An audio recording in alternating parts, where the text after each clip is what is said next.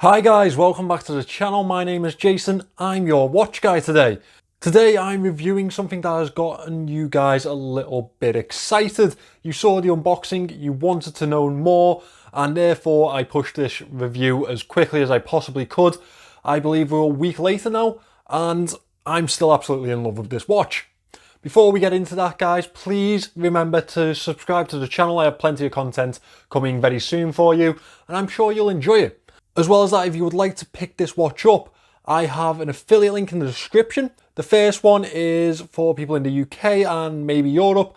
If you cannot pick this watch up through that link, the second one is mainly for people in the US. I believe the store that I picked this up from do not supply the US, so I've supplied another option for you. I'd be very grateful if you use those links, guys. Now, this watch is a really pretty, very good looking pilot's watch. But the special thing about it is it's less than £100 and it is built in titanium. It's so light, this one. It's so light. It's so comfortable. It's a beautiful watch, and I can't wait to display it to you guys. If you would like to pick it up, it is $72.87 at the minute on the Taihe sunglasses store on Aliexpress, and I've linked the other one for the US. Without further ado, guys, let's turn this camera around and let's get into this review. So guys, this is the Einsame Reisende. I believe that's how a subscriber told me to pronounce it. Actually, plenty of you guys helped out and told me that this is actually German. It's German for lonely travellers, which is an unusual brand name, but it works, I guess. I quite like it. If you do not want to call it that, you can just call it the ER Pilot. I think that's what a lot of people will take to calling it. So one thing you all wanted to know was the size of this watch. So in diameter, it is 40mm, which is very wearable. Now lug to lug, it's 49.5, which isn't as compact as I like, but for a pilot's watch, I think that's rather good. I think that's well within the range of wearability, even for someone with wrist sizes like myself. The lugs are 20mm, which is perfect for swapping out onto any other straps, which I will be doing later in the video to show you the various options that you could have with this. Now, it is 12.5mm thick, which is probably expected for an NH35 powered watch. Speaking of which, the movement in the back of this one is a Seiko NH35, which is an absolute workhorse, and I can never really fault them that much considering the price that it makes watches available for. I think it's a brilliant option for budget brands. So let's talk about the price of this watch. I've just checked on Aliexpress and the Taihe sunglasses store has it at £72.87.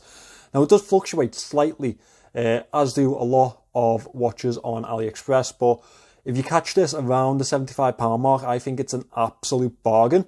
Comes in under £100, under $100, I believe, maybe. And you're getting a titanium watch. That's brilliant offerings from the Taihe sunglasses store or from the US store that I have also linked. As I say, it is titanium in build and has this sandblasted sort of effect to the finish on this one. Very nice matte effect, which gives it an almost field style type of look to it. Now, the lugs are quite subtly curved towards the wrist, which is also very nice. Otherwise, it's a very simple, almost Flieger style case and very simple in design. As we look towards the back of this watch, you can see that it has a dragon emblem emblazoned on the centre of the case back itself. Where that's from, I'm not quite sure. We have some information around the case back. Starting here, we have 5 ATM, Swiss design. I'm not quite sure how Swiss designed this is, but it's definitely not Swiss made. And Einsame Reisende on the top here, sapphire crystal, titanium, and a serial number up here by the crown. Very nice case design, very nice case back design. Now, as we move over to the crown over on this side, it is a very easy to grip, screw down, also titanium crown. Once you pull that out, it is obviously a hacking and hand winding movement. That is the Seiko NH35. That's what you probably already expect. This crown is signed by the ER logo, same one that you find on the dial. Very easy to grip. First position is obviously that date. Second position is to change the time. And it's fitted rather well. You know, I have no complaints for it. It works quite functionally and also looks rather good. Hand winding movement, as I mentioned. Good grip to this crown. There is no bezel on this one, obviously, as it is a Flieger or pilot style watch and you would not expect that. But what we do have covering this dial is a very nice sapphire crystal that is slightly domed and almost domes with the case itself, which I think is a very nice design, and it really does add to the aesthetics of this watch. Look at that gorgeous little domed sapphire. Yeah, they've done really well there, and for this price, again, an amazing spec to fit in. They've really outdone themselves on this one. I mean, sapphire crystal, NH35 movement, titanium case, dome sapphire crystal at that. It's just, yeah, it's great. And they also push it with the actual dial design. I'll try and insert a close-up here for you. As you can see, it has a really nice grain type of effect to it, almost rough sandpaper type of effect to it. Very nice effect to that dial. And that's one of the things that really did stand out to me when I was picking this up. I thought that is absolutely gorgeous. The grain type of effect on the dial does really flow very well with the dial design. It flows with the embossed Arabic numerals that mark the hours on this dial. As you can see, they're in a quite vintage sort of font, which I think goes very nice with the style of this watch. Also very nice with that Flieger type of design. I think it sets it back to that type of era. On the outside of the dial itself, we have a white printed minute track with numerals at the 5-minute intervals and a sort of train track design around the rest of the dial. It's almost cut in half train track design. Over at the 3 o'clock, we have a date window, which is a white date wheel with black numerals. Now, I'm going to get onto the date window a little bit later. I do like to have a date function in my watch because it is very functional. It helps me when I'm in work, helps me when I'm just taking a quick glance, you know, just signing some paperwork or something like that. I need the date. I quite enjoy a date function. However, I will come back to it. Up at the 12 o'clock, we have the ER logo, which I think is actually a pretty good logo. As Chinese watches go, that's one of the better ones that I've seen. Above the 6 o'clock marking, we have the automatic print that signifies the NH35 movement in the back of this one. Now we have a Flieger style handset on this watch. It's very reminiscent of a Stoa. I always pronounce that incorrectly and people always correct me in the comments. So let's go again, guys. Stoa. How else would you pronounce this? S-T-O-W-A. I'm sure you'll correct me anyway. The hands are loomed and it has a good surface area for the loom. I was actually quite happy with the loom shot on this one. In fact, what I'm going to do this time round, I'm going to turn the light off. I'm going to shine a UV torch onto this dial and show you how it looks, how this loom is spread and how it performs. So guys, as you can see, the loom is actually already quite well activated.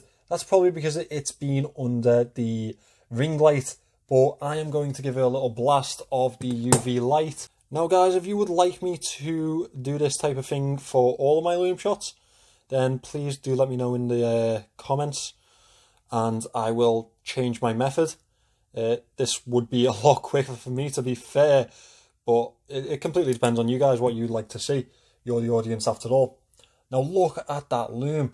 For something that is not a dive watch, and it is primarily a pilot or Flieger style watch, and it's under £100, I think they've done really well on this loom. I think it's spread well. There is a slight bit of unevenness in the centre of the hands. I don't think you can pick it up on the camera itself, but you can in person. But at this price range and for this style of watch, I think that's absolutely fantastic, to be honest. So as we move away from the casing and the pretty much the selling point of this watch, that dial, those numerals, this titanium case, we move to this band. And unfortunately, this is probably the worst part of the watch. Now, don't get me wrong, for Aliexpress standard leather bands, this isn't that bad. But for a watch that's so well built and so premium in feel, I feel like it deserves a better band to be sat on. So we have a brown leather band with stitching down the sides and a little bit of stitching at the bottom here. Same to the other side. We also have a titanium buckle on this one, which brilliant, absolutely brilliant. We have two keepers, one stationary and one that flows with the band itself, and on the back side we have an orange leather backing. So as you can maybe see there, this is a quick release strap, which is helpful for me because I am going to be swapping this onto some other straps to show you the versatility of this watch. And I think this watch can pull off a lot of different styles myself, and I think it fits a lot of people's collections. So let me get a wrist shot on this one and then let's try some bands on it. Now, I said the leather band on this was the worst part of the watch, but quite frankly that's probably because the rest of the watch is so good. It fits rather well to wrist, it's rather comfortable also. I just think maybe it fits something a little bit more premium. Not that this band isn't suitable. One more thing to note is that I wear this on the second to last fitting, so it could be suited to someone with slightly smaller wrists, but 6.2 and probably up to 7 and a bit, this will fit rather nicely. I think it's an absolute winner, but let's see what it looks like on a couple of other bands. So our first option is this Bond style NATO. I think the ER Pilot pulls this off so well, especially with that grey sort of titanium look to the casing against that grey band. I think that's absolutely gorgeous. That's a winner, and that is a very cheap NATO. I think I picked these up for less than £5. Maybe you're a fan of the rubber band look. And again, I think it does really well on this one. It feels even more comfortable on this one, actually. I may leave it on here. That's a winner for me. And finally, we have a nice elasticated NATO or parachute band on this one. And again, yeah, it's got so many looks, this watch, hasn't it? I think you can pull it off on plenty of different straps, depending on your style and what you actually want in this watch. So let's pop it back onto the original and let's get to the moan section. So for the price that we're paying for this watch, it's an absolutely fantastic deal. However, that doesn't mean that it skates by the moan section. So I did say I'd come back for this date window. Now, I like a date window on a watch. However, I feel like what it does to this hour marker at the 3 just isn't worth it. I prefer to have a no date option on this one. I think that'd be much better. Or even place it down at the 6 o'clock so it's out of the way. I think that'd be a much better option. Secondly, the band on this, now it is actually alright for the price. However, this titanium buckle has sort of bothered me. It's not the buckle itself, it's the tongue that clips into the leather holes. It's quite thin and feels a little bit fragile. So yeah, I'd like it to be a bit thicker and a bit more substantial. Make me feel a bit more confident about the watch, the watch band itself. However, apart from that, I think this is an amazing watch. I really do. 50 meters of water resistance. Yeah, I guess that isn't the best in the world, but it isn't a dive watch, and you shouldn't really be taking it swimming. Another question that people asked about this one is it really titanium? Now, to me, the feel and weight of this watch confirms that it's titanium. I will not be cutting this in half like the Benyard. A couple of you wanted me to do that. You're absolutely crazy. I'm keeping this in my collection. So yeah, I think it's absolutely a winner. At £100 and less, it's even better. A titanium pilot's watch for less than £100. Who thought we'd have ever seen it?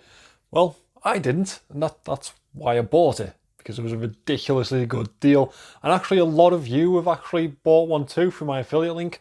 That's what I saw in the last video, so I imagine it's probably going to be the same this time around. Again, in advance, I thank you for that. But yeah, this is an amazing watch. Another thing I'd like your input on is that Einsame Reisende also offer a bronze pilot's watch or bronze Flieger style watch. Now, if you'd like to see me review that, then please let me know in the comments. If there's an overwhelming amount of you that want to see it, then I will buy one, I will get it in, and we'll review it. Also, I released a poll a couple of days ago asking if you guys would like to see a Q&A video.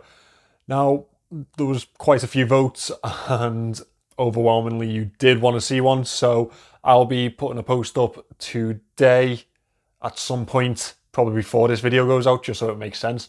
I'll put a post out with a place for you to put any questions that you have, and I'll try and get as many of them in as I possibly can. I'll try and get that video along for maybe next week, the week after, see how quickly we can get those questions in.